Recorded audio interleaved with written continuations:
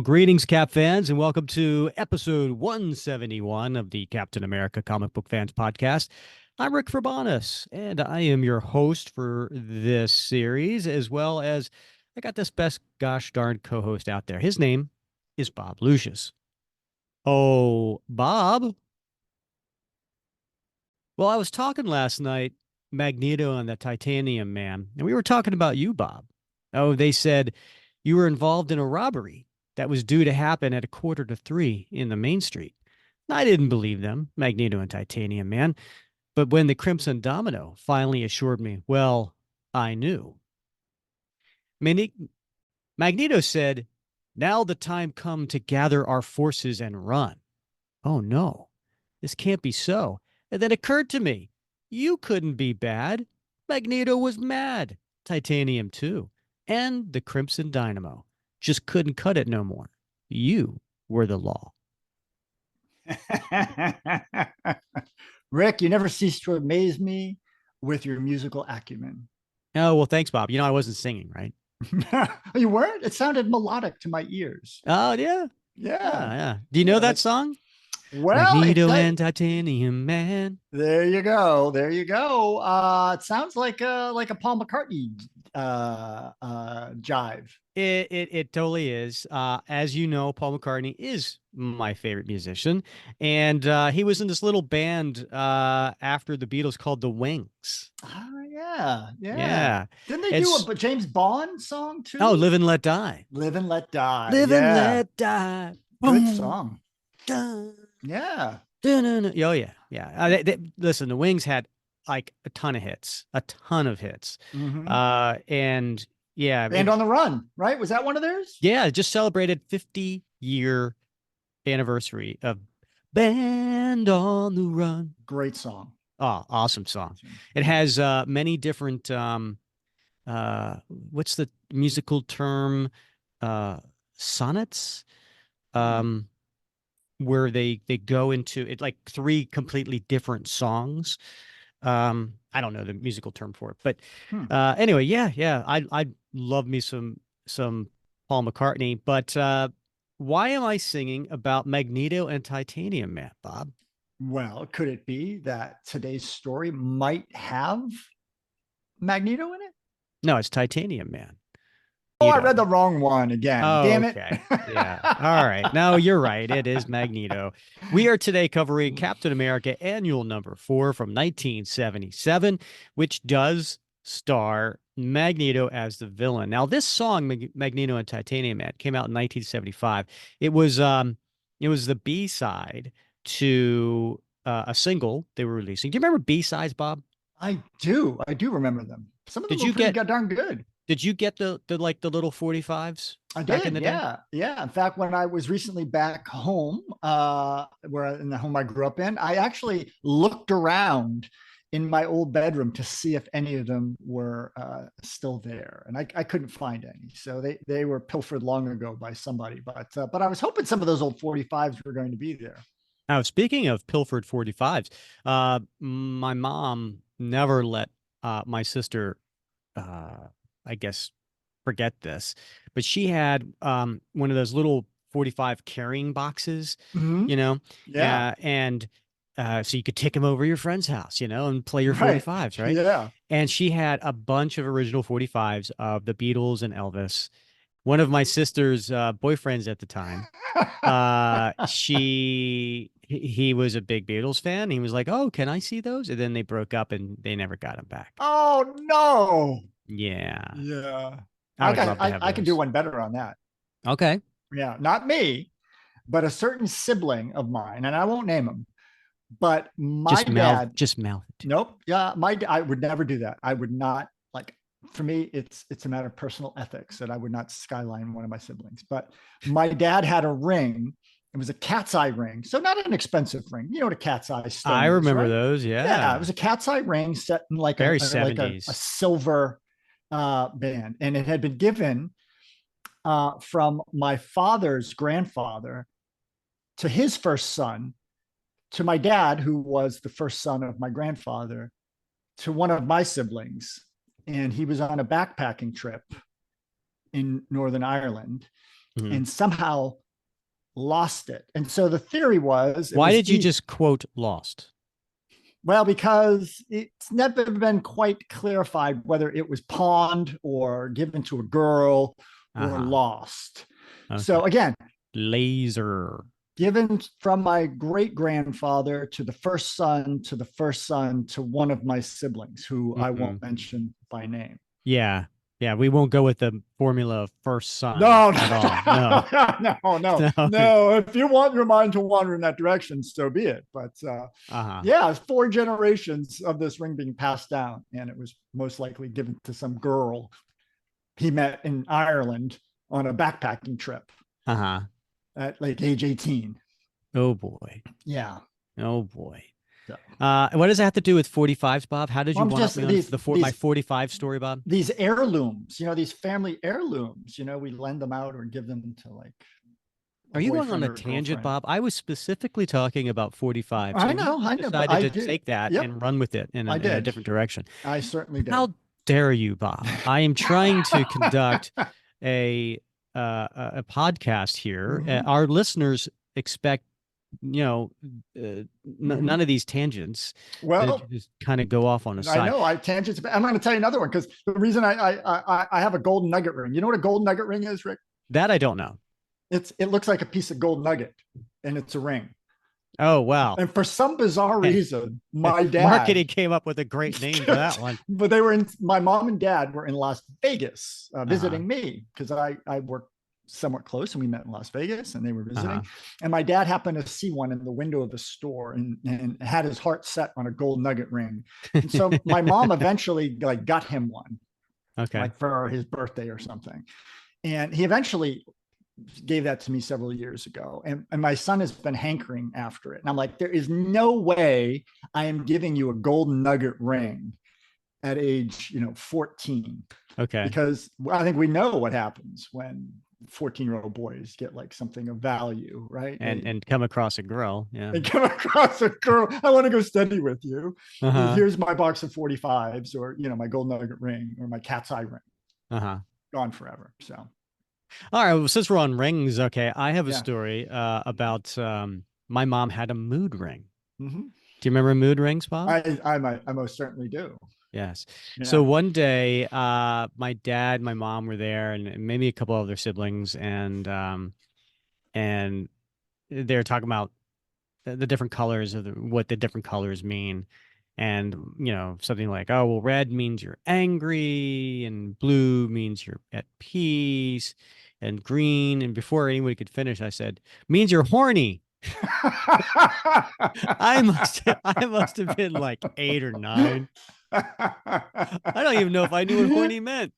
Oh, I that's just, great. uh, All right, I'm going to bring it back around, Rick. You ready? This is how we close the loop. You ready? okay, because I have more to talk about Oh, Paul no. McCartney and the Wings. Just saying. One of my favorite 45. I didn't have a huge collection, not enough for a box that I could take over and loan to my my romantic interest.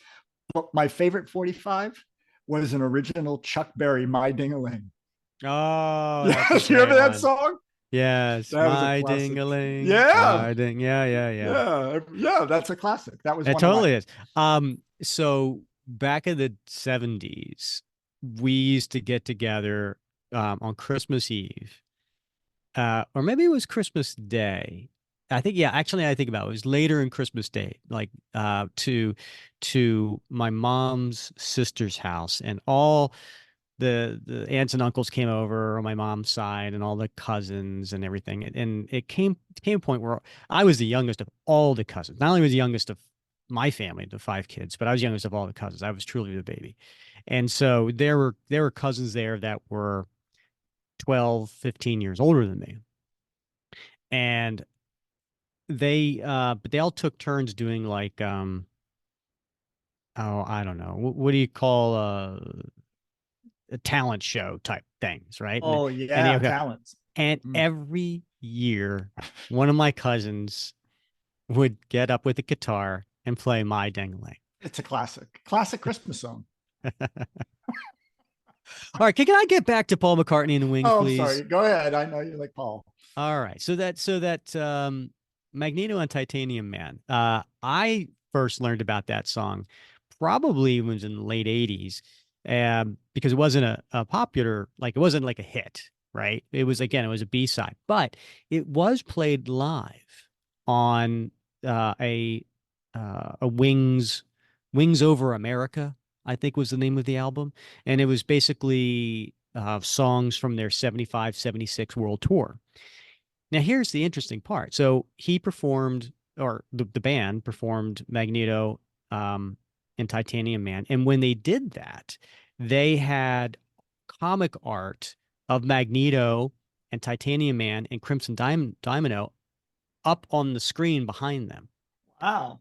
And so the Magneto backdrop was done by George Tuska and John I always get this. People refer to him as John Tartag, but it's Tartaglione. He was Mm-hmm. an inker, and anyway, so during this concert, um, Paul McCartney was a huge Marvel Comics fan, and he actually met with Jack Kirby on the Los Angeles uh, uh, tour, and he gave him front row seats and backstage passes for the show, Wow. and because apparently Jack Kirby's daughter was a big fan of Wings and Beatles and so on. So he and then Kirby came backstage and he met with Paul and Linda, uh, Paul's wife, McCartney, and he gave them an original drawing that he did just for them. Wow. That's neat. Right. So it kind of brings it full circle, It right? Not does. only is a song Yeah. Paul McCartney, Magneto, which we're talking about today, but it talks about Jack Kirby, who, by the way, is the writer, penciler, and editor for today's comic. There you go. There you go. And tie it up with a bow. Exactly. Well, there is a little bit more to it, Bob. Okay. I All right. did mention that the inker of the Magneto that was up on the stage was John Tartag. And it just so happens, like, this comes out, if you're listening to this episode live, it comes out January 17th. It is John's Tartag's birthday on the 14th, just a few days ago.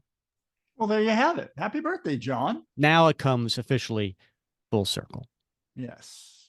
And then speaking of birthdays, in a couple days, January 19th, Joe Staton, long time inker, is celebrating a birthday. So another comic creator that we should help celebrate their Mm-hmm. birthday, January 19th. Indeed. Indeed. Bob, did you do anything fun today? Well, I went to a basketball game. My son, Oh, was it the Golden Nuggets? nope, not quite. Middle school basketball. Oh, okay. He's eighth grade, so second game of the season. Talk about Um, little nuggets. yeah, that's right. That's right. Yeah. So it was fun. We had it was an early game, so we got there, and yeah, it was good. It was good. They played well. They played well. It Did was he score? fun. A couple times. Yeah, a couple times. So But 2 baskets. a free throw. Yeah. Oh, Yeah. okay. Yeah. Well, that So counts. yeah, it does count. Yeah. Yeah. So it was good. Yeah, a good game. It's always amusing. I mean, actually they play pretty well. They certainly play better than I remember playing in middle school. Hmm. The kids are just more, they seem more athletic. The ones that play, not the ones in the stands. They don't seem athletic at all. They seem less athletic than the kids in the stands when I was a kid. But then it's fun just watching the parents, because so Is many of it them. is it fun, Bob? It's interesting. Okay. It's interesting because some of them get like super, focused. There's like one dad who's got like 3 cameras. They're not really cameras, they're like iPads on tripods recording the game. What? Yeah, I guess maybe Please tell me he's in the very back row and he's not blocking But anybody's no, view. he's in the back because that's where I sit. I sit topmost bleacher in the back. Because you like a back, you like to lean back. I do. That's exactly right. And so he's set up, and I don't know if he's like doing a play-by-play later with his son. And his son's okay. His son's not great. Not maybe he wants to be great. I don't know, but some parents take it super seriously, even at that age, and some are like me, are just there really mostly for the snacks.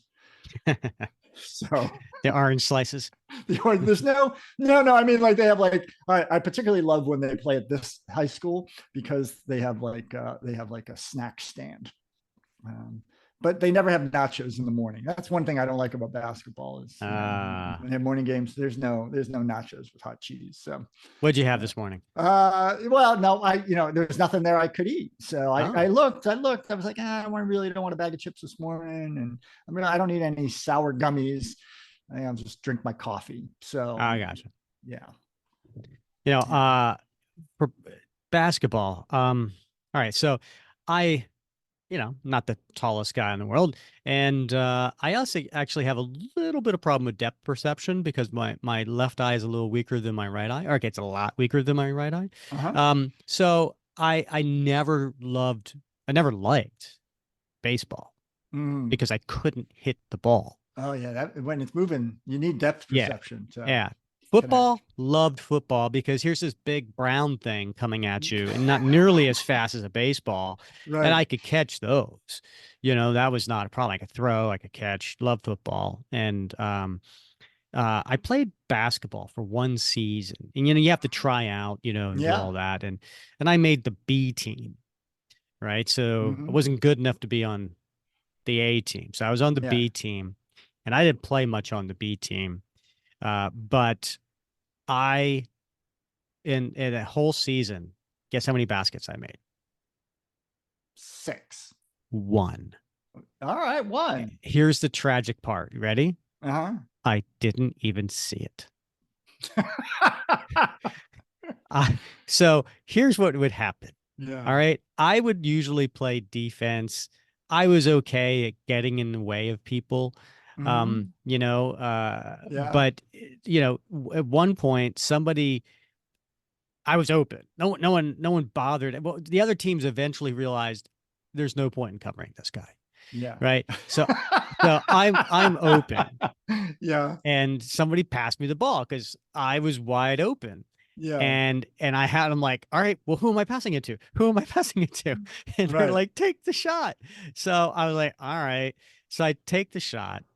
And I turn to run to play defense because that's what happens when I ever attempt a shot because it usually bounces off and then, it's like I turn to run to play defense. I hear a, and then I'm like, what? And I turn and I see the scoreboard flip. And I was like, I got it in. Oh my God. I was on. Did you do a little dance? No. No. And by the way, he's doing the little gopher dance from Caddyshack. No, I did not do that. But I did probably skip and jump back to the other end. I was like, I was like, so I made one basket and I didn't see it. Yeah. See if there's that. One if a dad had been up in the audience with 3 iPads. That's right. That whole thing. Right. Yeah. See.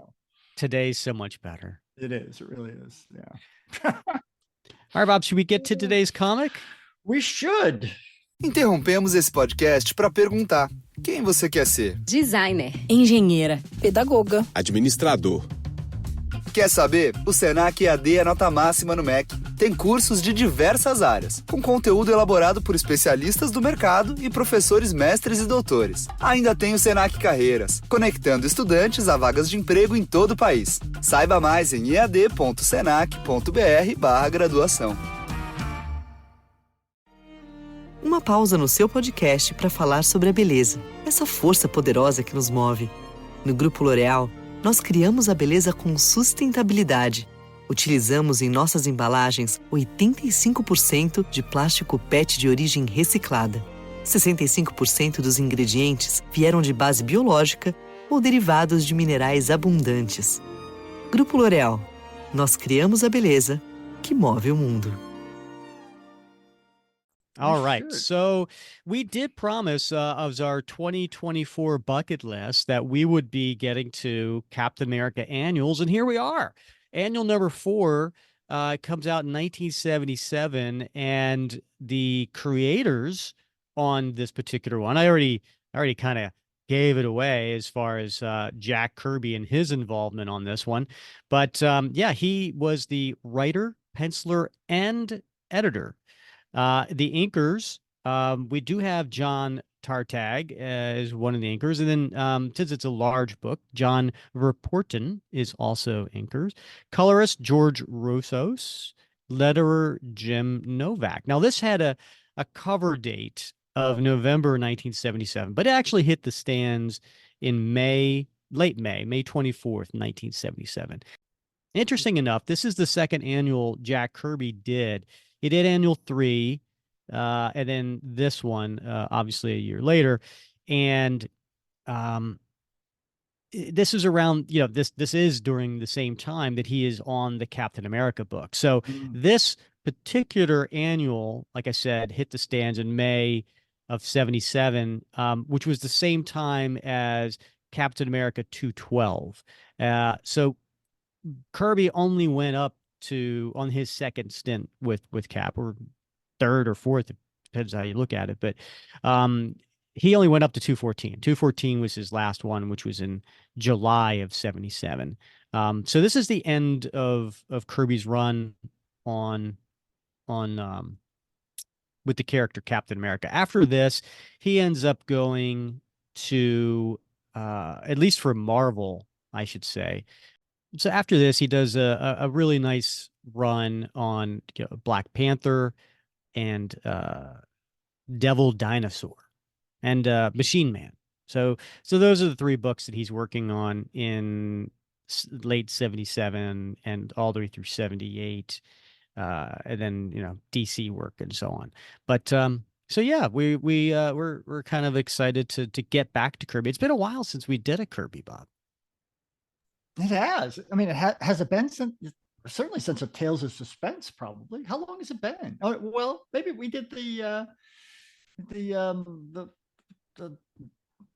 yeah, the one with the lady and the swine and that whole thing. Yeah, well, that was a while ago. That was a long time ago. Yeah. Yeah. So it's good to get back to the King. Yeah. Speaking of which, Bob, do you want to take the listeners through the cover? Well, I'll do my best, Rick. It's a complicated cover. I mean, there's a lot going on here. There's really obviously Cap is front and center, and we see what appears to be a number of mutants around him. One of them, I don't know if that's Slither or who that is, but he's got Slither, he's got his limbs wrapped around Cap's upper torso, and then we've got a couple of mutants behind him, and one in the foreground, and of course my favorite, Peeper. Mm-hmm.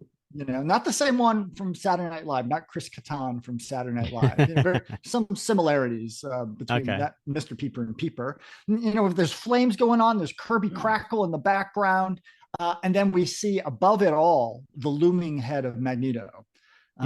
So it's a cover that draws you in, and like that makes you ask, what the heck is going on here, and how did Cap get in this pickle? Yeah. And let's kind of get into the rest besides the art, right? So you have the Captain America red, white, and blue logo. And at the top, it says King Size Annual. And then there's a little banner that goes across the top left corner, all new, ! Now, the reason they're doing the all new is that a lot of these annuals were reprints. Yeah, 1 and 2, right? Yeah, 1 and 2 were reprints, and that was the same case for a lot of Marvel books, right? But and keep in mind, they weren't just trying to appeal to Captain America readers here. They wanted to get other Marvel readers as well, especially X-Men readers, because people knew that these are self-contained stories typically, at least back then. And they could just get the issue and read it. So they want to make sure everybody knows. Yeah, this is all new material. And then it says double length action from Jack King Kirby. Gotta tell you, if back in 1977, if that could have been a sticker put on an 8, like a A lot of So- different things. Yeah, Yeah. right. Yeah. A little bound chicka bound bound. Yeah. And this is at the mercy of Magneto and his all new Brotherhood of Evil Mutants. So there you go. Now, interestingly enough, Bob, everybody knows Magneto, Yeah. right? He is one of the probably top villains in the Marvel universe, right? He's up there with Doctor Doom and Red Skull as far as everybody kind of knowing who he is and the infamy and so on. Interestingly enough, this came out, as I mentioned, in 1977.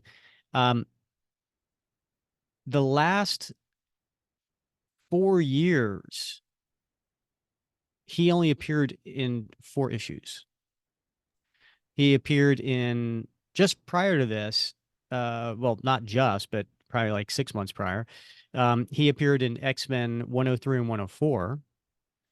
And that was after the all new X-Men came out. Right. So and there's that famous 104 is that famous cover where Magneto's there and the new X-Men are attacking him, very reminiscent to, prior. And then he was in the Defenders issues 15 and 16 back in 1974.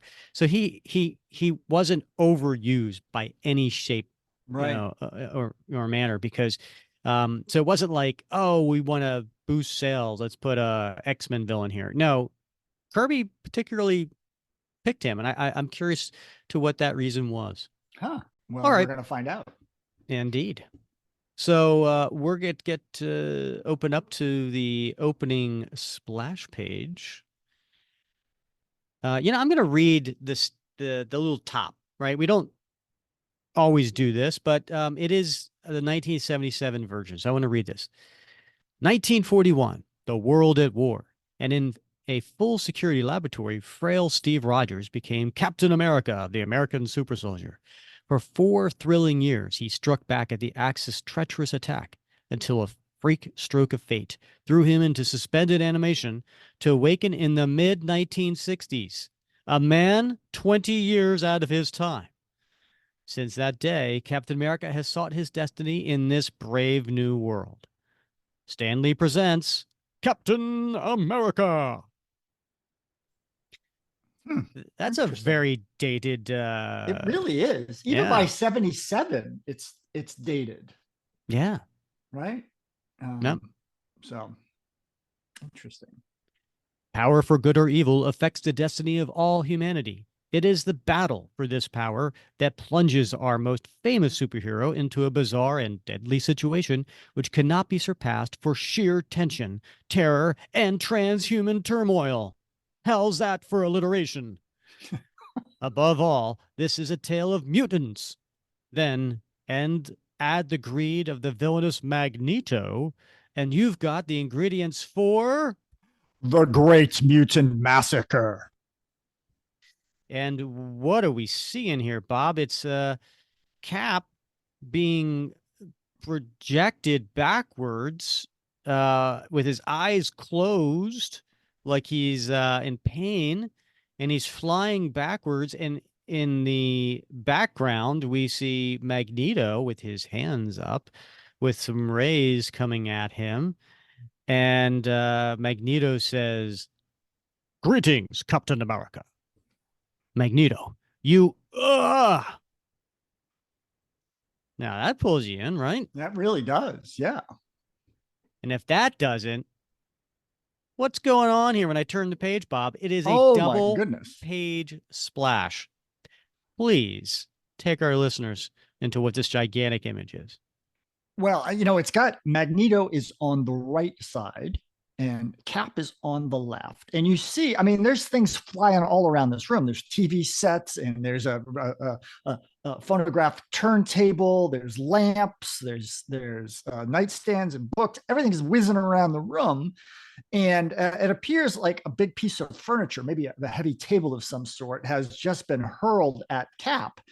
And he is punching his way through it toward Magneto. And so there's a lot going on here. You get the sense that Magneto is throwing everything, including the kitchen sink, at Cap. Is there a kitchen sink in here? I didn't notice that. No, that was just a figure of speech. I thought you said literally the kitchen sink. Well, Then you should have been figuratively the kitchen sink. well, I didn't want to say Bob, that, if you can't get to the description, like, how can I trust you? How can our listeners be like, all right, I'm not actually following along, I bet if you looked but he carefully said a kitchen sink. yeah. Well, here's the thing. I go to do you like Panera? They have I like their tomato soup. Oh, yeah, they got good tomato soup. Yeah, French onion soup's pretty good too. I like the Greek salad. I don't do onions. But they have, I sometimes go there and I like to get the Green Goddess sandwich. And I'll get that for lunch, with a charged iced tea, because that stuff will kill you, but I like it. And I always like to, I'll be like, oh, I'm going to get my son a cookie. And I get a kitchen sink cookie. I never heard of the kitchen sink cookie. It's the kitchen sink cookie. It's got everything in it that you'd want in a cookie. No kitchen sink, mind you, but it's got everything in that. So maybe I just had the cookie on my mind.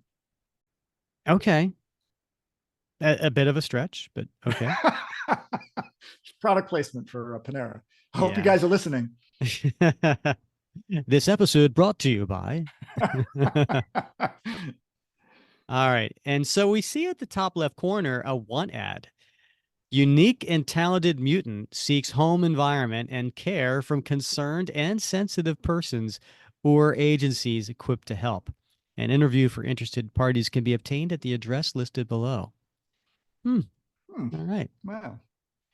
In answer to this unusual newspaper clipping, Captain America suddenly finds himself the center of an unexpected flurry of action. A surprise attack doesn't always work, Magneto. I'm steamed up enough to break through this magnetized junk and twist that neck of yours. Ooh, that's a little harsh by Cap. I'm willing to talk, superhero. I do not wish to waste my power on one such as you. All right, we turn the page. So you read the same ad. I should have known you'd show up. And who is more justified? If there is a mutant here, he is one of my kind. He will find my counsel more to his liking than the concerns of a common human. He'll land in jail if he takes your advice. In fact, I'm anxious to learn what you have in mind. Ha ha! How do you heroes love to meddle in the affair of others? In your case, I'd call it crime prevention. I don't know what you're up to, Magneto, but you can count on me trying to stop it. Naturally, what are enemies for? I warn you against using any reckless action. My magnetic powers can be used with more damaging force than I've demonstrated. Our next encounter may be your last. I've faced you before. I'm well aware of what you can do. When was that, Bob? Oh, that was back in Avengers 110 through 111, Rick. Yes, and those came out actually almost to the date, 4 years prior in 1973. At that moment, hey, what's going on? Who is this guy, Bob? I don't know, but he's picking his teeth with a toothpick, and he just happened to walk through the door. Never mind that. Are you Joe Keegan? Did you place the ad in today's newspaper? Max would rather fight than talk, and he's kind of looking at all the rubble. Answer the question. Is there really a mutant living here? Are you seeking a proper home environment for him? Sure, it's no gag, although I did figure to get more laughers than takers. Do you know what it's like to live with a mutant? I'm an ordinary guy with an ordinary job. I can't look after someone who needs scientific care. Look, I found him while I was driving my truck on the highway. He was with a friend, going nowhere, so I took them to my place. But what makes you think that your pickup is a mutant? Hey, he can't be anything else. Where is this unusual person? There is a meaningful pause, then a gasp of wonder as Joe Keegan opens his wristwatch. I keep him here. He's safe and comfortable and can breathe through the holes in the watch face. Bob, what the heck are we looking at? Oh my gosh. So he flips open the face of his watch, and there is a component like a locket right inside the body of the watch, and there is a tiny orange yellow man with blue briefs lying prone in the watch. You left out the blue Buccaneer boots. Oh, yeah, I'm sorry. My eye. I got to put on my reading spectacles, Rick. Those are some tiny Buccaneer boots. It really is. What? I call him Mr. One. He doesn't talk, but he can think right at you and tell you what he wants. Why, he's one of the most incredible sights I've ever seen. There are insects which are larger than he is. And if Mr. One has the highly developed mental powers that you claim, he must be some sort of mutant. His size, it's perfect, just perfect for my purposes. The eyes of Magneto blaze with canny deliberation. Interesting. I don't hear the word canny too often. I've heard the word uncanny, That's right? true. When talking Yeah. about the X-Men. Or the Avengers. Yeah. Yeah. Yeah. Guess it was a very 70s word. Hmm. Or 60s and 70s, you think? Yeah. We don't talk about canny anymore. Yeah. Nobody's canny anymore, right? Uh-uh. Yeah. Suddenly his hand shoots out, unleashing a powerful attracting force. Bob, is that how you worked with Casey? That's it. That's how it worked, buddy. Yeah. Yeah. That and ice cream. With booze. There are two weaknesses. Yes. Look out. He can magnetically yank that watch from your wrist. He's done it. Ha ha ha. He's mine now. Mine. And okay, two things going on in this panel. Magneto looks pretty crazed. He a little maniacal, if you ask me. And by the way, you didn't describe what Magneto was wearing, Bob. Do you want to maybe do that? Well, I mean, it's his traditional garb, right? It's sort of like a red bodysuit, but it's accentuated with purple. So he's got purple boots and purple gloves, or do they call them gauntlets? What's the difference between a glove and a gauntlet? I guess I always thought a gauntlet was like more thick, like a maybe, yeah. like protective, whereas a glove could be anything over your Yeah. hand. I think maybe gauntlets cover the wrist and forearm as well. Sure. So anyway, he's got that going on. Of course, he's got purple like briefs with a purple belt. Yeah, because you got to wear your briefs on the outside of your pants. You do, yeah. And purple cape, and around his neck, of course, there's looks to be some sort of purplish armor over the tops of his shoulders and the front of his neck. And then he's got his his quintessential Magneto helmet, which looks a lot like a Spartan helmet, if you're familiar with like Sparta! Sparta! Yeah, that sort of look. And of course, it's red and trimmed in purple as well. Yeah, and of course, it's got the little horns on the top too. Yeah, he's a little horny. Yeah. Oh, you're so horny. All right, so there we go, and he's like hunched over, and he's got this maniacal look on his hand, and he's holding the wristwatch, and he's laughing. He's mine now, mine, ha ha ha. But coming up behind him, Bob, and Magneto's not a short guy. I think he's on the taller side, right? There's this big creature, all gray, except for two. He must be horny too, because he's got two little yellow horns coming out his forehead. Mm-hmm. And he almost looks like one of those gray monoliths, right? I don't know. Monolith? No. Is that not the right word? What was the Jewish boogeyman? I thought it started with an M, but it looks like one of them. Yeah. Right, because he's all gray. And he's very plain looking. No, really, he's just a large, lumbering, big, gigantic thing. Yeah, with a big head. Yes, and two little yellow horns. Yeah.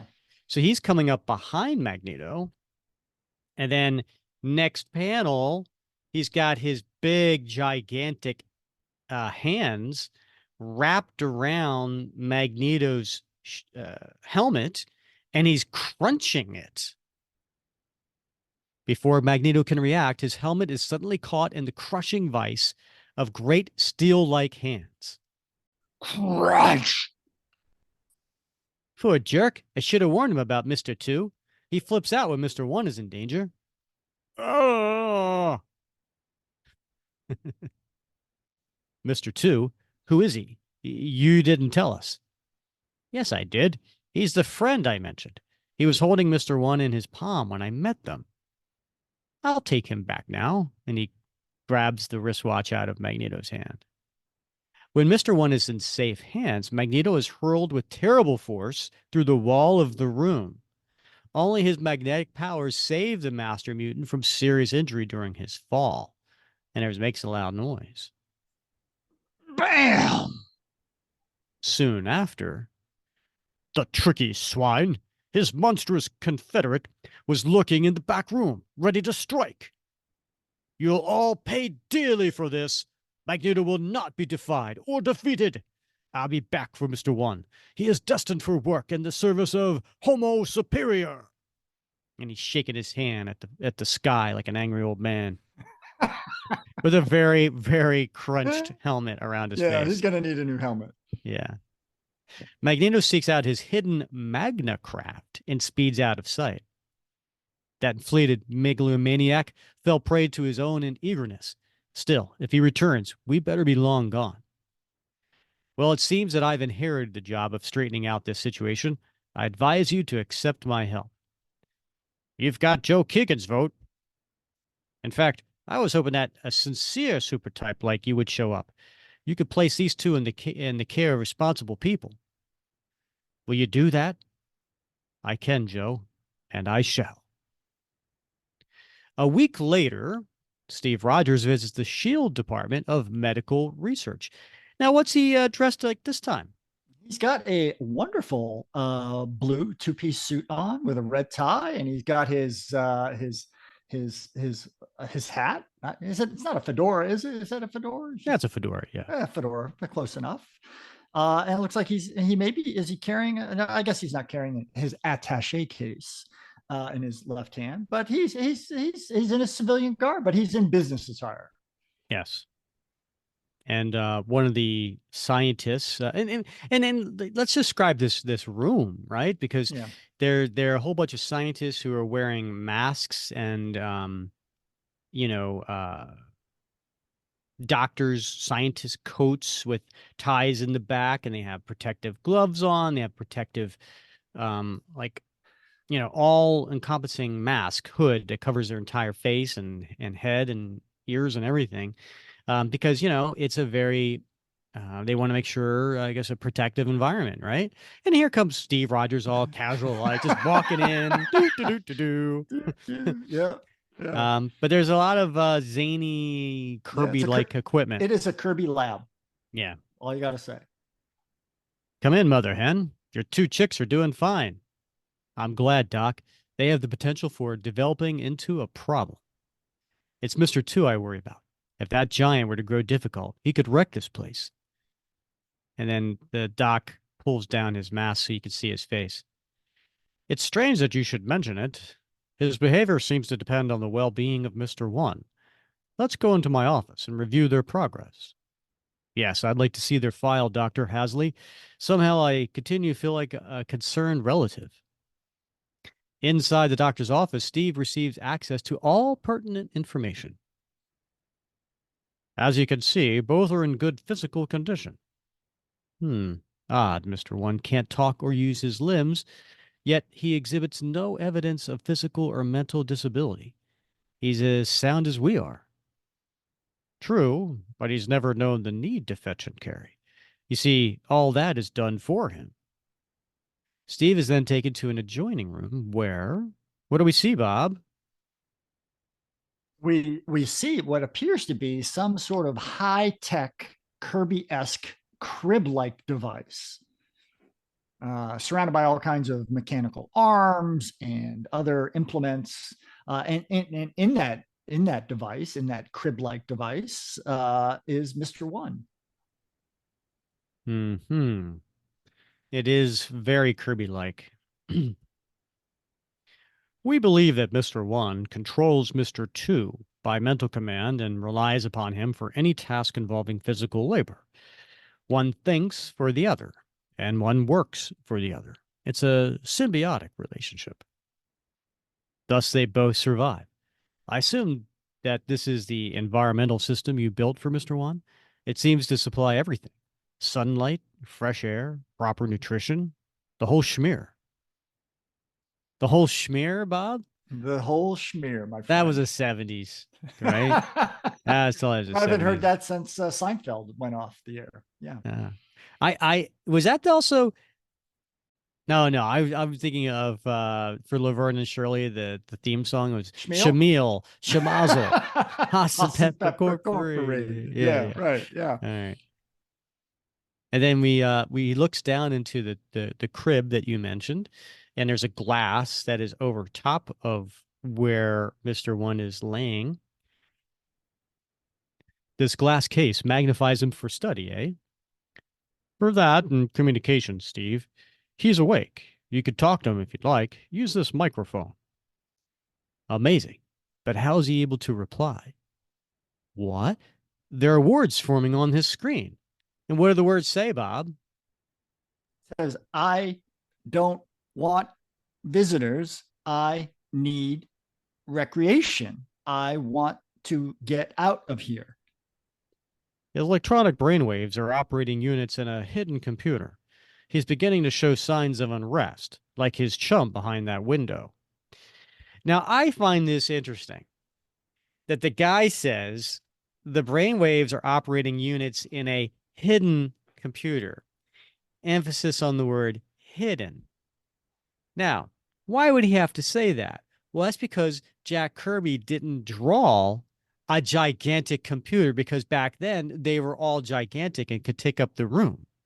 That's a good point, Rick. Certainly by 1977, they were starting to get smaller, but they were still super big units required for computing. So he didn't draw one, so he's saying it's hidden. I thought that was just a little clever way to get around that. And what's behind that window, Bob? But we hear some noise. Apparently, Mr. 2 is behind that glass window. Bam, bam! Listen to that. A look beyond the window reveals an unnerving sight. Mr. 2 is in a state of mounting agitation. His flourishings lie broken as he searches for new objects upon which to vent his anger. I think I read that statement wrong, because if you noticed, Jack, well, I guess it was Jack. I mean, I don't know what was in the script or if this was the letterer, but the first sentence had 1 exclamation point. The second one had 2. The last one had 3. So it was, I don't know if it was supposed to be more and more and more. But anyway. Yeah. This is something new. He's never done this before. You can't keep me here forever. I want to get out. I want to get out. Doc, I believe you've forgotten that our friends are not lab animals. They probably need a change of surroundings. And it's a big, giant splash page, Bob. Just one big panel on the page. What are we looking at here? Well, it's very large, Mr. 2, as you described him earlier, and all his gray goodness. But he's got on a purple outfit of some sort that looks, very like it was like torn to shreds, but it's covering his midsection and his torso. But he has completely destroyed the interior of this room. There's wood from tables and furniture that is just crashed up. There's mattresses on the ground. There looks to be all sorts of things torn about and strewn about the room. Indeed. And I just recalled the Jewish monster that I was thinking of was a golem. Gollum. There you go. Right. Right. He kind of resembles a golem, I think. And to me, anyway. But we can't release him. Not until what? And what happens, Bob? Crash! Doc, look out. He's breaking free. How do we handle him now? Wow, that hand just seemed to like 3 times the size of what it was before. He's getting bigger, it appears. Yeah. How do we handle him now? He's strong enough to bend this place around our ears. Don't be deceived. In one respect, he's as helpless as Mr. One. Hang on to him. I'll take care of this. His brain is subject to electrical overload. A severe shock won't injure him, but it will put him out of action. We need a small demonstration, Doc, right now. At that moment, an electric unit within the giant's chamber discharges its power, and his whole head glows yellow and falls back. Phew, he capsized like a stricken whaleboat. Easy, Steve. It's fortunate you were here to lend a strong hand. Strange, it's always the same. Mr. One feels the frustration, and Mr. Two reacts. Two people expressing a single thought. Yes, you hit upon the most interesting facet of these subjects. I must initiate a more intense study. Hold it, Doc. You're doing it again. I must remind you that they're more than mere subjects. You're right, of course. The study can wait. We could plan some form of recreation for them, but it will involve serious risks. There's one thing we can rely on. They both trust Captain America. Meanwhile, on a large country estate in a remote suburban area. And we see a fist pounding a table. Blast Captain America! Blast the meddling fool! If not for his interference, I'd have had that microbe mutant crawling into this little circular entrance of this miniature spaceship. He would ferret out its treasures for me. Suddenly, and he's described what he's holding, Bob. Well, it looks it's a Kirby thing, you know. It looks like you ever see those like steel covers that go on platters of food, you know, all shiny and chrome. Yeah, it looks kind of like one of those, but it's got some wings on it and maybe a couple fins on it and a ridge around the outside of it. And it's about that size, and he's holding it in his hands, you know. So clearly a miniature spaceship from some tiny miniature world. It looks like it could be related to the Legion of Doom headquarters. Remember that? I don't know, but you never watched that cartoon? It was a challenge of the Super Friends where it was like the Legion of Doom versus right, and they had that little base in the swamp that looked like a Darth Vader helmet type of thing. Okay, it looks like it could be related to that. All right, let's have something like that. Yeah. Hi, Chief. I got good news. Peeper, when will you learn to knock before entering this room? If you must know, my every effort to get at the interior of this craft has failed. With the scientific secrets of an alien civilization within my grasp, I remain empty-handed. Cheer up, Magneto. Destiny is about to break this impasse. All right. Since you like Peeper so much, Bob, you want to describe him? Yeah, he I'm trying to think who he's got a little bit of his. Use your words, Bob. Yeah, is it Peter Lorre? Was it he the actor? I'm trying to, he has a certain Marty Feldman look to his eyes, but or at least one of them. Yeah. Oh, and a little, and then like Peter Lorre, I think was a big actor in the 30s and 40s, early 50s. Often played a villain. I don't know. There's something about him that it's on the tip of my tongue, but he's got a big round bowling ball like head with gigantic eyes with tiny pupils. Yeah, hence the name Peepers. And he's wearing, an orange jumpsuit on the top and baby blue on the bottom with blue gloves. And he's relatively small statured, sort of stocky. But he's sort of equally creepy, but also he's got a little bit of a goofy look to him. Yeah, totally. Yeah, he's somewhere like in that 4 foot something range. Seems like small guy. Yeah. I saw Captain America. I saw him entering a building, which I'm certain is the hiding place of that little mutant. It's only 60 miles away. I didn't miss a detail. Your all-encompassing vision is flawless. It's time to alert those in the ready room. And soon we go into the ready room, which is a whole bunch of other new characters, ones that we saw on the cover. Attention, mutants. It's the chief. Now that is Slither. What's Slither look like? Well, he's got a lizard-like head Uh-huh. and elongated limbs, regular sized torso, I think, but his limbs are all elongated. So he has a hunched over appearance like a lizard, but with the ability to walk about on two legs with really long arms. What's the word, Magneto? Do we go? Now was that Shocker? I think it's I think you're right. Yeah. yeah. What's Shocker look like? Yeah. So again, a regular sized guy, but a little bit beefy, muscular. But the Mhm. strange thing about him is that his feet and his hands have two prongs each. Like a curved, Like pincers. pinchers. But yeah, but I don't think that they pinch, do they? Or do they just emit shocking, I don't know. like a cattle prod sort of device? I don't know. Yeah.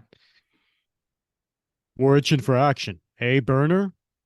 Now that is Lifter. How would you describe Lifter? Now, Lifter looks like a power lifter. He is quite Mhm. tall and very muscular, with big, broad shoulders, big biceps, big quads. He's a strong dude.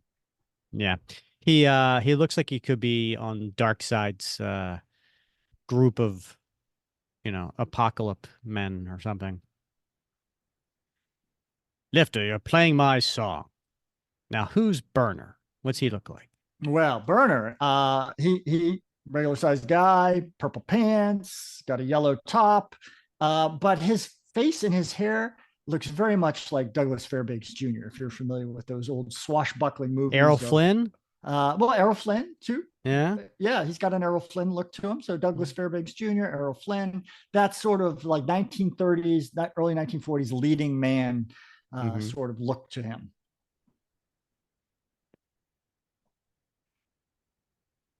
Fellow mutants, it's time once again to test our teamwork. This mission is an evangelistic one. You shall aid in gaining a new recruit. In short, it's Operation Grab. All right, so we turn the page and we see Cap and number 2 jogging through the park. The thoughts of Captain America are far from intrigue and strife. He is absorbed with the test of his own. A little outdoor jogging seems to improve Mr. Two's disposition. Good. This feels good. He's picking up speed. It's hard to believe that he could get such fantastic mileage from that huge body. I like this place. I like jogging here. Great day. I'll blow a lung trying to keep pace with him. He's already yards ahead of me, and I can't close the gap. Cap's heart leaps with anxiety as his charge vanishes down the road. Can it be part of a planned escape? The superhero bursts forth in pursuit. He mustn't get away. Got to catch him. Cap taxes his strength to its limits. He fairly flies across the green landscape until... there he is. He's merely stopped to admire those pastoral surroundings. Well, wonders never cease. That monster is a nature lover. I owe him an apology for my misgivings. Cap looks a little tired as he's resting on a stump. Looks like I do when I go running. Yeah. This is pretty, little bird. Suddenly, without warnings, the grasses erupt into a circle of searing flame. Fire! We're trapped! This can't be possible. There was no sign of it a moment ago. The flames haven't spread too far. Keep a steady nerve, Mr. Two, and follow me. I'll follow you. An unseen witness observes his handiwork with keen interest. And it's Burner. Ha ha ha, our 2 pigeons have bolted through the fire without getting singed, but their ordeal isn't over yet. Inducing combustion is a rare talent, even for a mutant like myself. I'll slow them down with another demonstration. Then once again, Cap sees an explosion in front of him. Shades of Lucifer. Cap has little time to recover. he suddenly finds himself in a second trap. And wrapping around Captain America is Slither. Greetings, Captain America. Slither is my name, and strangling is my game. When you choose to play with mutants, Captain, you forget that we are infinite in variety and intent. Oh, I can't breathe. I can't breathe. I always wondered about that, Bob. If you really technically can't breathe, can you speak? Apparently, not, at least not for long. Hmm. There was a comedian, I can't remember his name, and he was had a older brother, and you could probably relate to this. I know I can. And crap travels downstream, right? So the youngest always seems to get the being pummeled or noogied or whatever. And so this comedian said whenever his older brother was like picking on him, all he would do is yell, "I can't breathe." And that got his mom's attention real fast. And she'd be like, "You leave him alone." That's great. Magneto's evil team falls busily to its task. Mr. 2 is faced by a huge flying boulder. "Here's a gift from the lifter." And he's throwing a huge boulder at number 2, and it makes a loud noise when it hits him, Bob. First of all, Bob. First of all, Rick, that's Mr. 2 to you. What'd I say? Number 2. But in any case, the boulder goes bam. Yeah. "That boulder didn't make a dent in you, but never fear. I'm not known for leaving a job unfinished." Where did he get a boulder from, Bob? Maybe he brought it with him. Okay. Yeah. "The name is Lifter. I can lift you and the Eiffel Tower and break you both in two."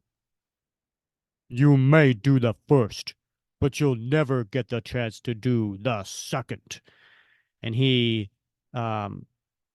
Mr. 2, puts some sort of wrestling hold around the head of Lifter, and it crunches him.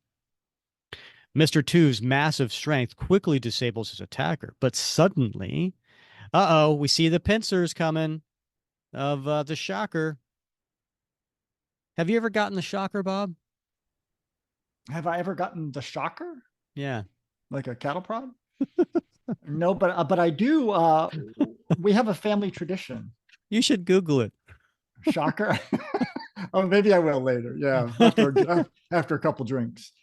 So my wife's grandfather, or great grandfather, I guess, used to work for the electric company in Ohio, and they had a box that was used to test circuits.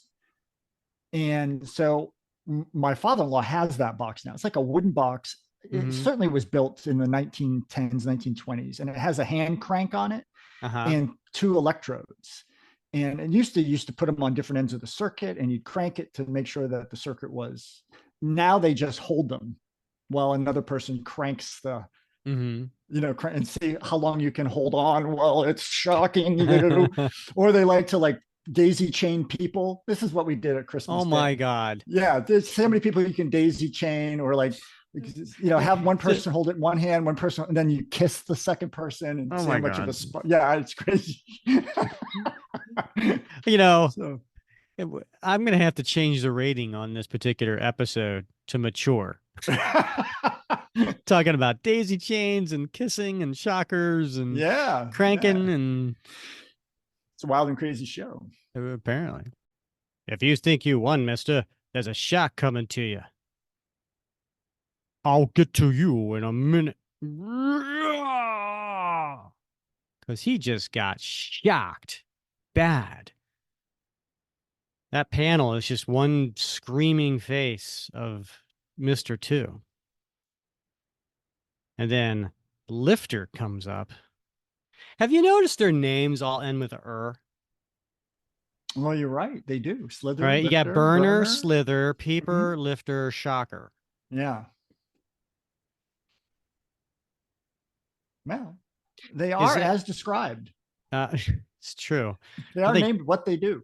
was Jack Kirby burning on fumes here? Like he's like, "Oh, you need an annual? I'll give you an annual." But I like Slither, right? Slither just it's Slither.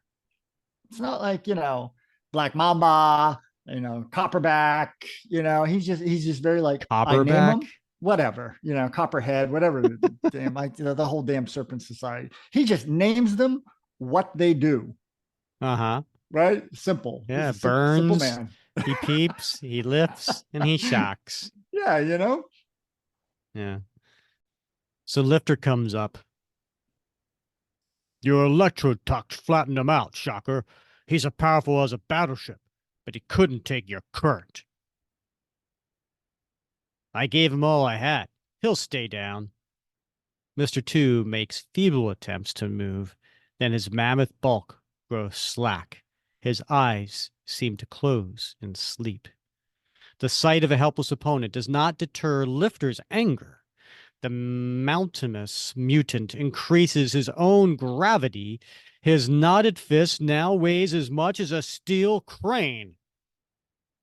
I'll fix him permanently. One blow will crush him to a pulp. Hold it. Something's up. What is it, Slither? Playtime's over. This place is crawling with sealed men. They've been here all this time, keeping out of sight until we hit their little pets. I almost nailed Captain America. A miss doesn't count. Let's split. Where's the van? Right here. Pile in, slow pokes. Burners got it juiced up and ready to go. I'd like to tangle with these shield dudes, but there's all kinds of firing going on, Bob. There is, Rick. Bam, bam, bam, bam, bam. Wham, Stow wham. it! You know Magneto's orders. We came to start a hassle, not to test our powers against an entire task force. Get this off the ground, Burner! And those shield agents have some very Kirby-esque hand pistols there.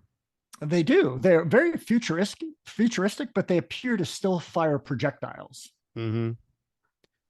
That van is a hovercraft, and it's taking off like a bullet. Stop firing! They're out of range. Magneto's vehicle silently vanishes into the clouds. His evil mutants have struck with abortive swiftness and telling force. The bad guys took this round, Cap. Any ribs broken? No, but they're all badly bent. Thanks for scaring off that human boa constrictor. Let's see how Mr. Two is doing. Great day. Those mutants must have ganged up on him. I hope he was able to handle them. He doesn't look too well. He's gone into shock. Poor devil. He has no pulse. And his eyes. The pupils have disappeared into his head. Mr. Two has all the symptoms of a dead man. Yet, somehow, he sits upright, alive. Mr. Two is a puzzle. Words fail the onlookers as Mr. Two sits firmly in his place, defying all the evidence that makes him a candidate for the morgue. It's the weirdest thing I've ever seen. What do you think, Cap? I think Mr. Two is neither dead nor alive. He simply isn't here. This body is momentarily unoccupied. Soon after, upon returning to S.H.I.E.L.D.'s research division, Cap finds, "Welcome back to the Junkville." So Magneto was here, eh? He unhinged the survival system and took us captive. It was horrible, a total surprise. We were not prepared for such violent use of magnetic power. He literally tore this place apart. Clever. His mutant underlings staged a diversionary attack to keep us busy while he accomplished his task. Mr. One is gone. I wonder how this will affect Mr. Two. Doc, once we've tracked this case history to its source, I think we'll uncover a genetic experiment which spawned a mutation with two bodies. I believe that Mr. One and Two are the same person. You're mad. And he looks a little mad, right? And when I say mad, I don't mean angry. I mean a little crazy.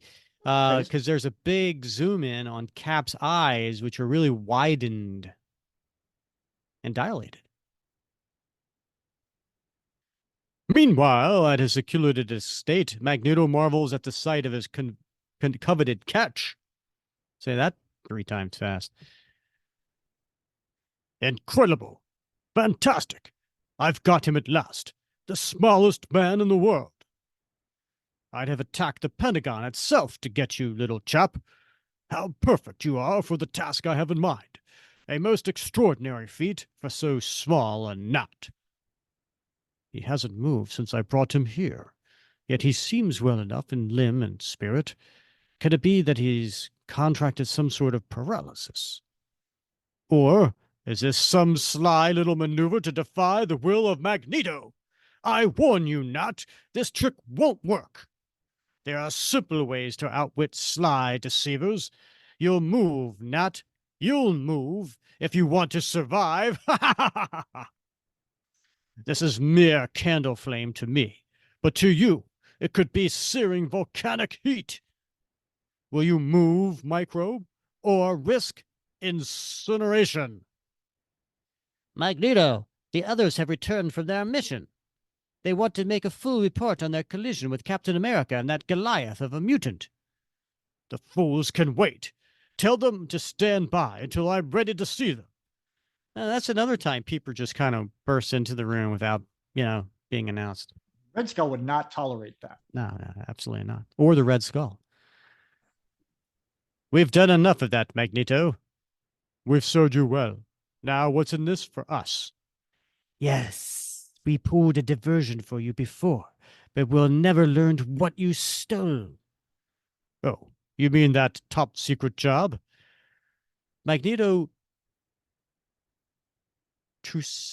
truculently. Truculently? Mm-hmm. All right, Bob, what's truculent?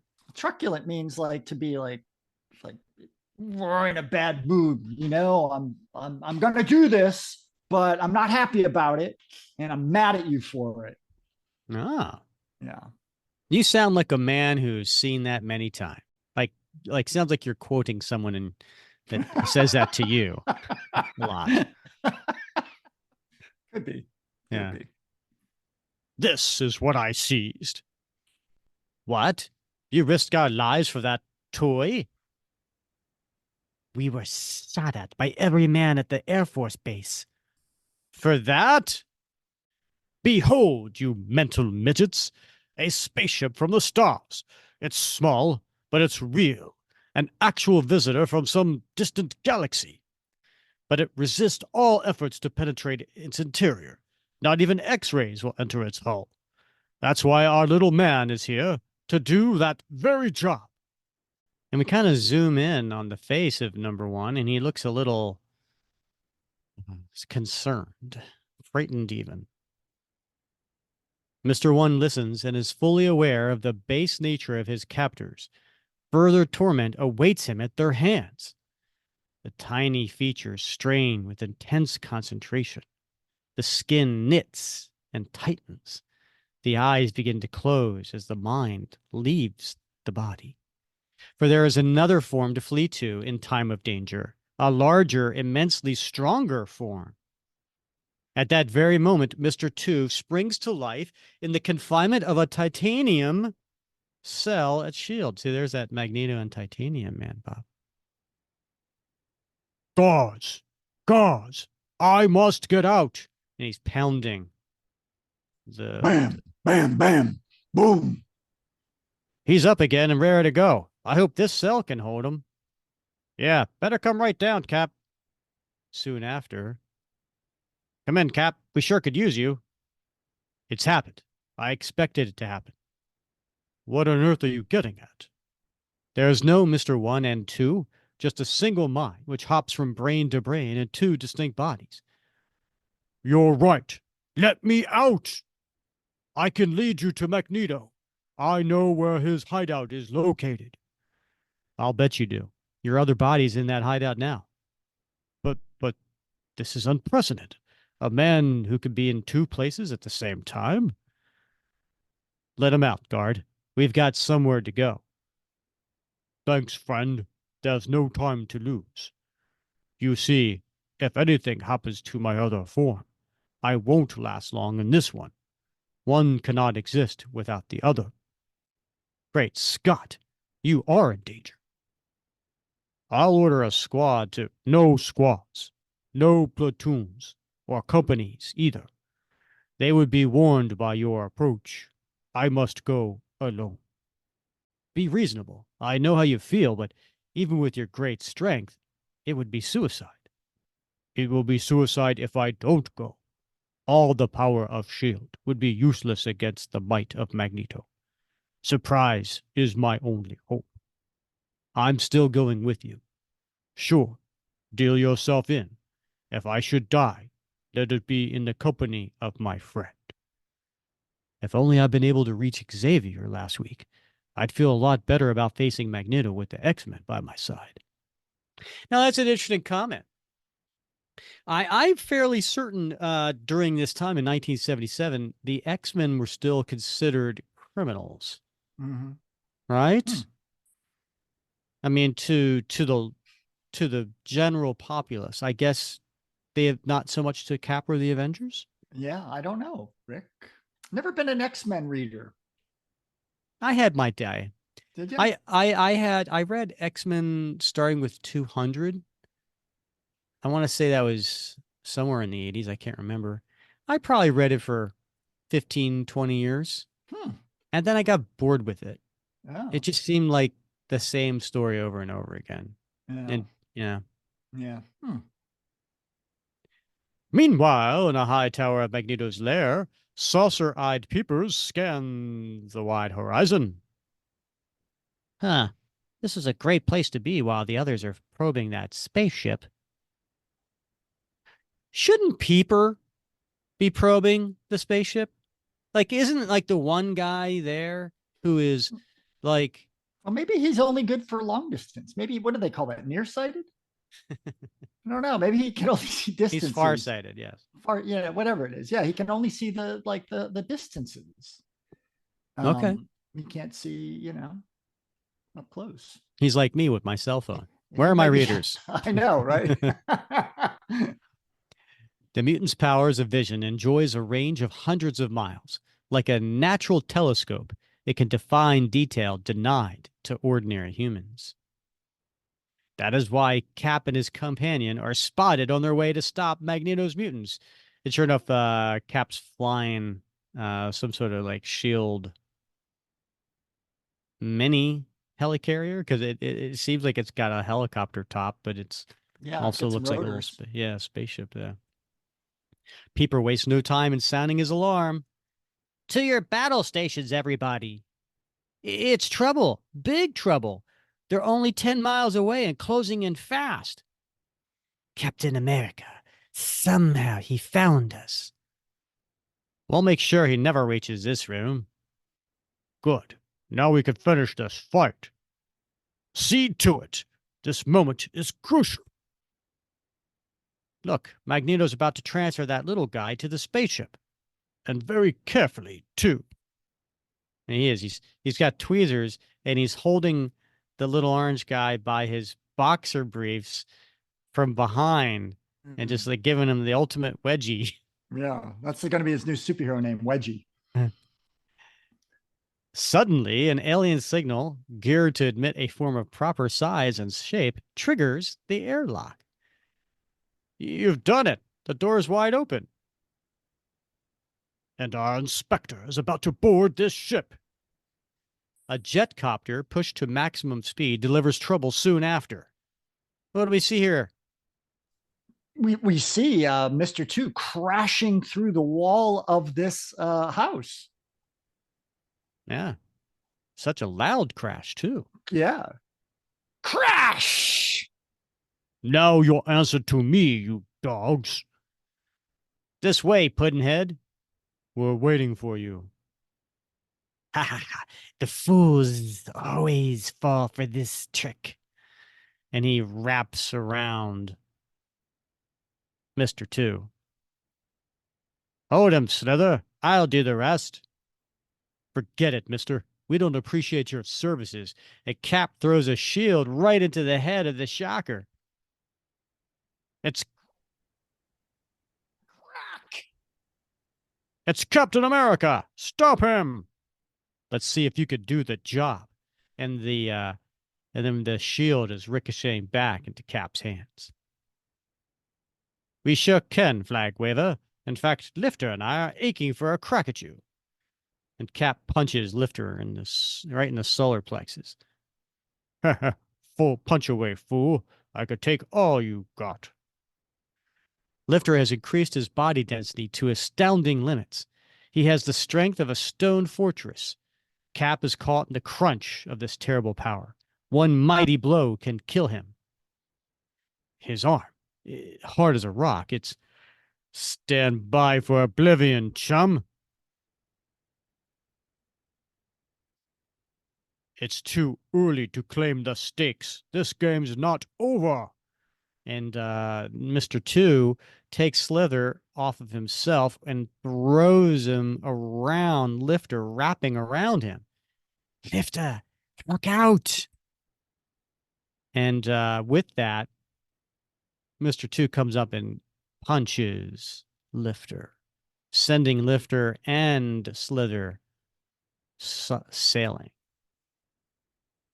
Suddenly, a gesture from a burners turns Cap's companion to a human son. Oh no. The entire body of Mr. 2 is on fire. This heat, it won't stop me. I can take care of that. Let's turn it up a few degrees. Ha ha ha! If that doesn't melt you down, mutant, I'll stop you cold. Ha ha ha! Cap comes running up behind him. Barbaric monster, you're a true disciple of Magneto. Burner, behind you. I warn you, Burner. Take no comfort in your mutant power. If I don't get you, S.H.I.E.L.D. will finish this for me. Keep that arrogant tongue flapping while I conjure up some interesting ways of heating things up for you. Burner has used one word too many. Cap's lightning reflexes drive his fist with blurring speed into Burner's chin. Wham! And then, right cross. Cap rushes to Burner's victim. He doesn't seem harmed by the heat, and yet he misjudged his own body resistance. It withstood the heat by closing its pores. He suffocated internally. This way, superhero. The battle isn't over yet. It's Peeper. My eyes can generate more than telescopic vision. At maximum power, I can release lethal beams. Zing! Cap is caught by surprise. His shield barely saves him from the powerful impact of the beams. Zing! He means what he says. Ha ha ha! I'll drive you back, superhero. I'll push you through the far wall. Ha ha ha! And Cap is getting pushed back. But once again, Cap's Cobra-like speed helps him to survive. He seizes Peeper. Gotcha, you murderous little mutant. Why you? Let me go. What are you up to? I'm innovating, Junior, solving your transportation problem. And he opens up, it looks like a trash chute. I hope the basement is cold and damp. Give my regards to the other rats when you hit the bottom. You pay for this? Meanwhile, in an adjoining room, Magneto works feverishly to ferret out the secrets of this tiny spaceship. My captive is now within the craft. I must gain visual contact. We're linked by a miniature TV cable, and it should... There! I've got his image. He's moving about. The demonstration with candle flame must have delivered my message. Now, do your job, microbe. Get me all the power of the stars. And then coming through the door, Cap kicking the door down, and it's splintering. Crash! Take a break, Magneto. You've got a visitor. What's this all about, Magneto? Why the ambushes? Why the battles, the injuries, and deaths? I have nothing to explain to you, save the manner in which I shall destroy you. Cap leaps at his prey like a tiger, but Magneto's invisible forces are already at work. You'll find the master more difficult than his lackeys. We'll see about that. A little spin should take the fight out of you. I want you at my mercy. And he is. He's taking Cap up in the air and he's spinning him so fast, he's like a blur. Cap desperately reaches out from the magnetic whirlwind and grasps a wall fixture. Ugh, gotta hold on to it. Made it. I'm out of that mad maelstrom. Too late, fool. That spin has done its work. When I'm ready, I shall slowly crush you into a small, compact human ball. I'm not through yet. You're shaken to the core and hopeless to attack. I can play with your fears as I please. Witness. And what are we witnessing, Bob? Zing! Three like swords get pulled off the wall and hurled at Cap. And then they stab into the ground around his head. Interesting. I thought he was sending the blades to strike Cap, but instead they just went all around his head as to give a warning, to toy with him. He's messing with him, Rick. Threats only draw Cap's anger. He strikes hard at Magneto, and he goes up and he kicks. Pow! You may be power incarnate, Magneto. You may be able to take on a world and win. But as long as I'm alive, I'll fight to stop you. Then you are a fool, human. You who are barely worth my notice. And then just then the other four Brotherhood of Evil Mutants come in. Oh, let us have him, Chief. We mutants revive quickly, superhero. You're ours now. This is the end of the line for you. Inside the alien ship, the micro-mutant feels the loss of his giant other self. It means that he only has moments to live. He cannot exist alone, and he seeks a way to bring vengeance down upon his killers. The alien destruct lever is not hard to find. The blast symbol is the same in any language. And what is the blast symbol, Bob? It appears to be a symbol of an explosion. Ah, that's nice. Magneto is the first to see the danger. Look! And what are we looking at? The little tiny spaceship is beginning to glow very brightly. And Cap's like, what? What is that thing? It's glowing. It doesn't matter. Right now, it's nothing more than a detonating bomb. Farewell. And somehow Magneto dissolves into the ground. I don't know what's going on here. Hey, no, you don't. As Cap pursues Magneto down one of his many secret escape hatches. Oh, okay. The bomb explodes. Wahoo! For such a small bomb, it is a very powerful blast indeed. Cap lies stunned, but unharmed at the bottom of the shaft into which he has leapt. It's been a long drop, but a safe one. When Cap regains his senses, he realizes that the incident is over.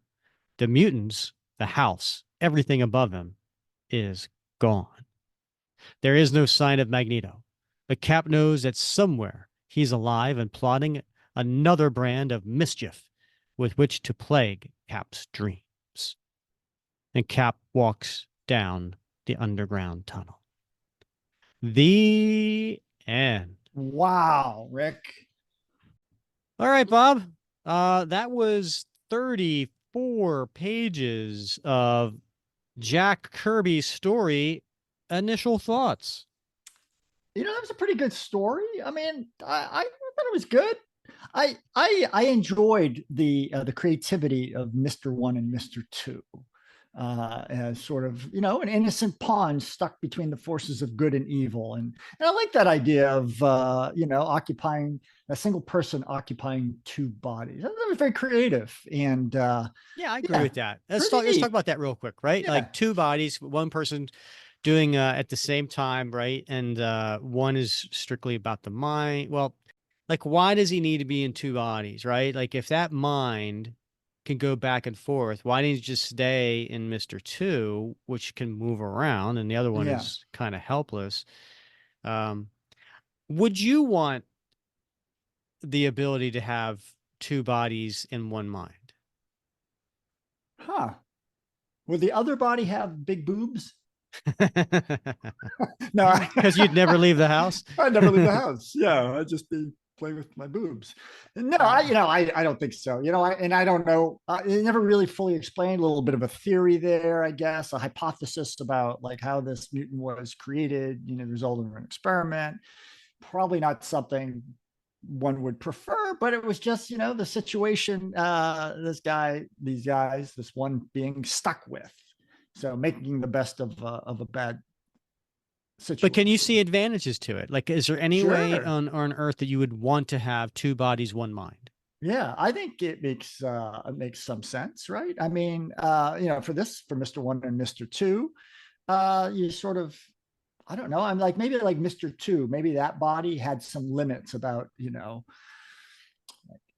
endurance, right? Mhm. And so could not continue to operate 24 hours a day, 7 days a week, that sort of thing. And so it had to rest. And so while it was resting, the mind was in another body that could still be active. I don't know. There are probably very few.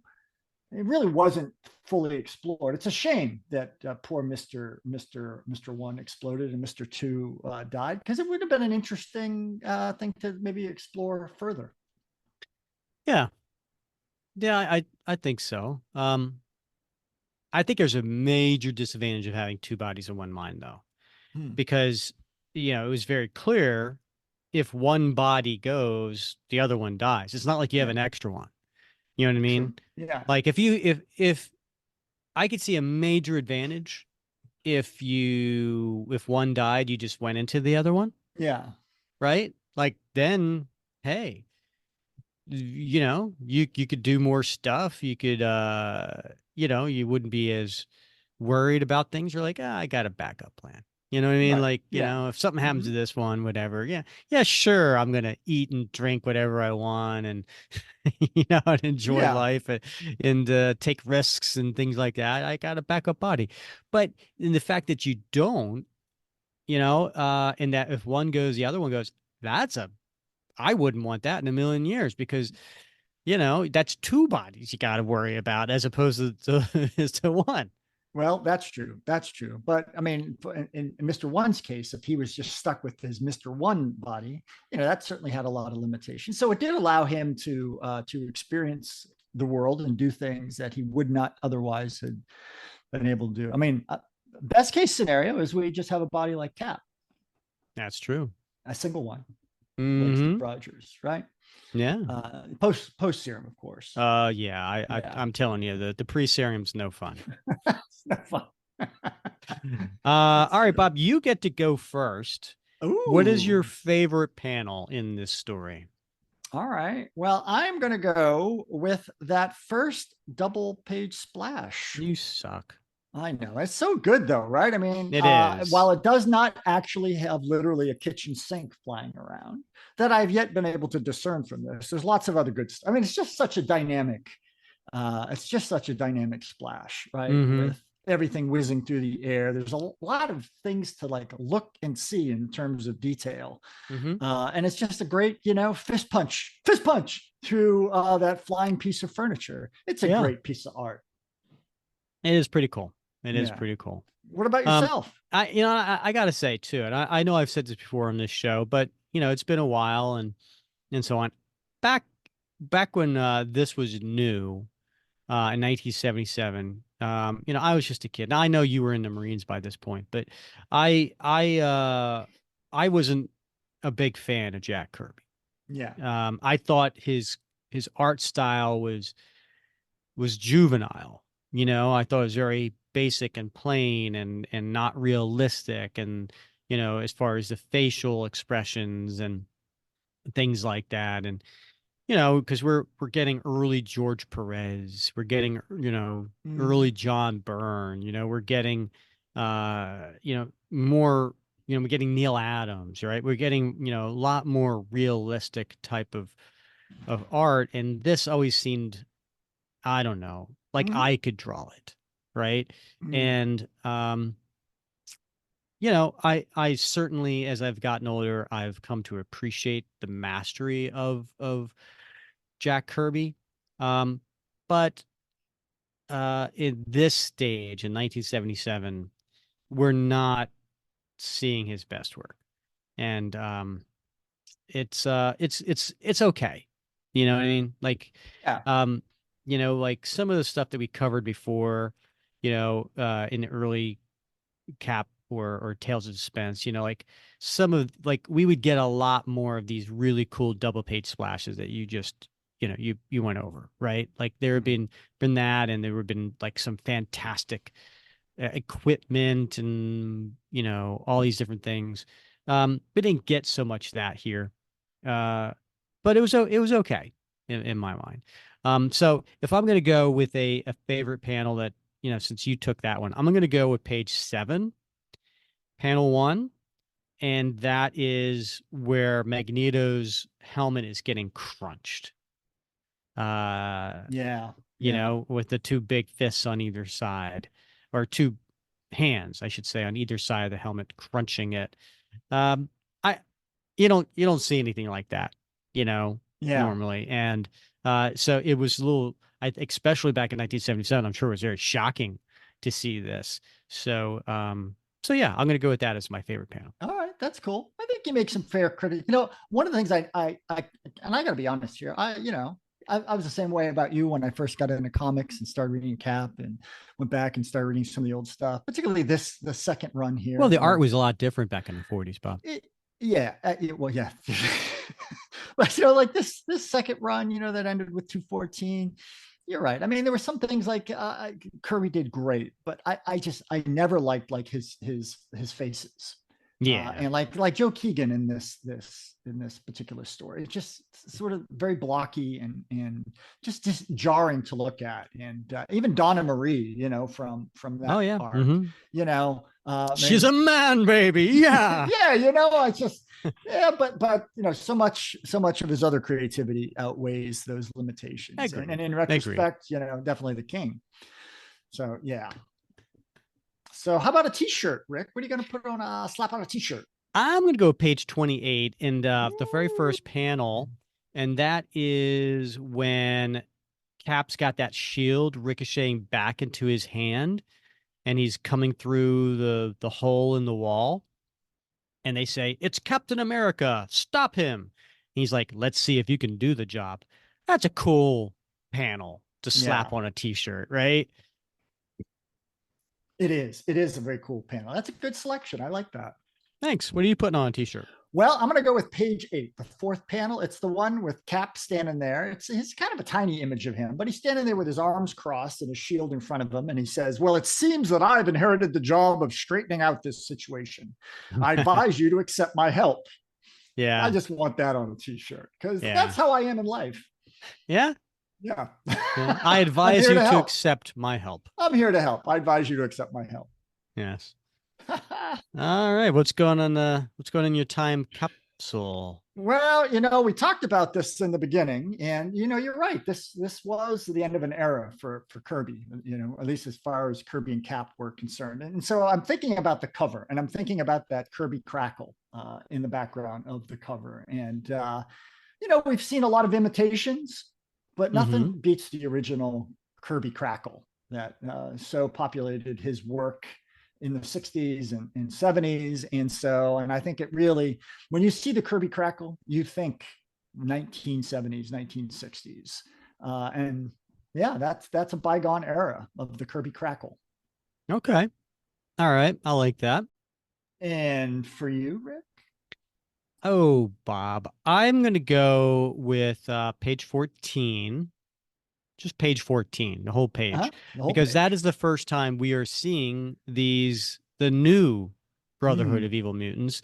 So it's the first time we're seeing the front of Peeper, and we're seeing all the other guys, right? We're seeing Burner and Slither, Lifter, Shocker. Anyway, so it's the first appearance. And so I think that's noteworthy and to put into the time capsule. All right, I like that. Hey, Rick, can you do the Slither voice for me again? Oh, I certainly can. I Rick, know you. have you ever I, watched the Thundermans? no, what is No. that? So, of course, my son's 14 and he doesn't watch the stuff anymore, but we used to watch on Nickelodeon. There was a couple shows. Henry Danger was one of them. Okay. And it was Henry Danger, and I can't remember who the superhero was. He was his sidekick. Henry Danger was his sidekick. But there was another one called the Thundermans, and it was about a family Thunderman, and then he had his wife, and had two sons, a son and a daughter, and they were like superheroes, and they were sort of in a witness protection program, so they weren't supposed to like show their powers. Okay. And the son wanted to be a villain, and he was always sort of palling around or trying to get into the villain league, who was led by Dark Mayhem. But there was one particular, they had a bunch of like villains, and these were like kind of funny villains. Like it was like Princess Pinchness, who was like a princess, but she had really gigantic hands and she would pinch you. And King Crab, but one of them was called Scalestro, and he kind of had like a cobra thing, but he sounded just like your voice of Slither. So every time that you spoke like Slither, I was thinking, that sounds like Scalestro. I was wondering why you kept smiling. It's such a fun little show. I don't know if you ever get a chance to watch. It's a cute show. Okay, but plays great homage to superheroes. gotcha. Yeah. Well, thanks. Maybe I'll check that out. Now, getting back to the Brotherhood of Evil Mutants, this is the first appearance, and they all supposedly died at the top. But Bob, do any of these villains ring a bell with you at all?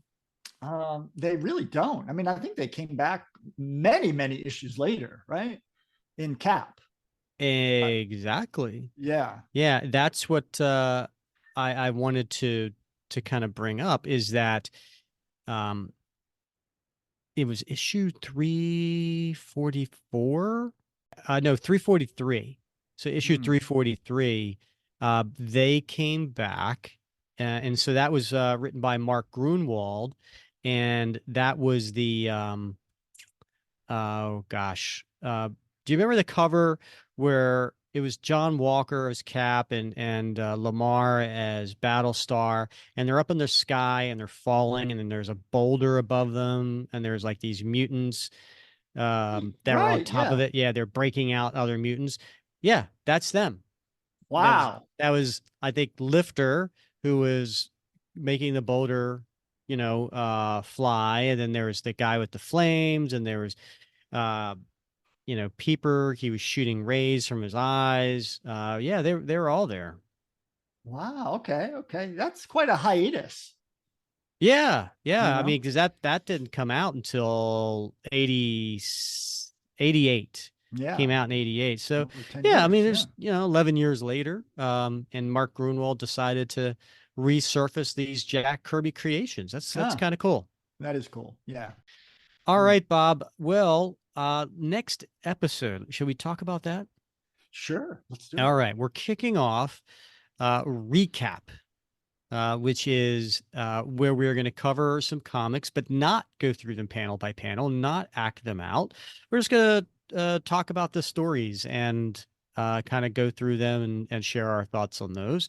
And we're going to be doing the Theater of War one-shots. Now, these came out in 2008 and 2009, and there were 7 one-shots, 4 of which I believe were written by Paul Jenkins. And so considering, I might as well say it now, the following episode 173, we're going to have Paul Jenkins on the show. And so Paul Jenkins, as people may remember, he was the writer for the Mythos series, including the Captain America Mythos. He did these Theater of War one-shots, as well as some other Cap-related books, but he's more famous for for other things like the Inhumans miniseries or creating the Sentry or doing Wolverine origin or any of those big stories. But anyway, so we're going to have him on the show. So I thought it'd be great for us to cover those Theater of War one-shots in next episode. Yeah, that will be fun. There's some good stuff in there. A lot of good gems. A lot of folks haven't heard about those or haven't read them because they're a little bit out of the main, causeway of Cap stories. So it's definitely worth digging into those and familiarizing yourself with them. Yeah. All right. So that'll be fun. We'll do those next episode. And listeners, if you're enjoying this podcast series, we always appreciate you rating and reviewing us on the podcast that you listen on, and make sure that you subscribe so you get every episode every Wednesday. And we really do appreciate you going on Apple and giving us a 5-star review. And in fact, Bob, guess what? We've got a new review on Apple. What? All right, Bob, shall I read it? I'm not going anywhere until you do. All right. Well, this one was given on January 4th of 2024 and by a name of P as in Paul, B as in boy, Cap 13. So PB Cap 13. And the title to this 5-star review is Cap Would Be Proud. I like it already. As a fan of Captain America, I was pleasantly surprised to find a podcast that really appreciates the character and his comic origins. Rick and Bob expressed their love for Cap through humor, deep exploration of the comic series, and some of the best interviews from Cap creators. Their interactions with their listeners through the group and the podcast really helped make me feel like you're with friends wrapping Cap. Keep being the best gosh darn hosts out there and keep the Cap podcast coming.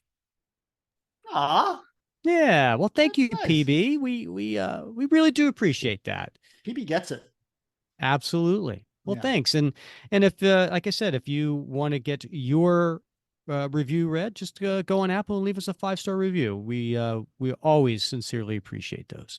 Indeed. All right, Bob, as always, I enjoy wrapping Cap with you. And I with you. All right, he's Bob Lucius. I'm Rick Verbanis, and you have been listening to another episode of the Captain America Comic Book Fans Podcast.